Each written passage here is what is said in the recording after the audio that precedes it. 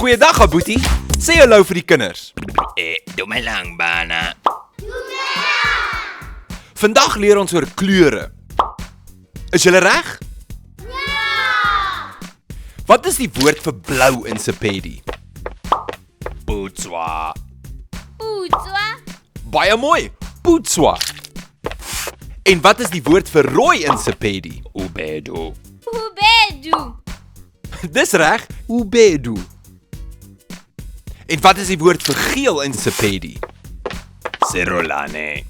Serolane. Baie mooi, serolane. En wat is die woord vir groen in Sepedi? Dala.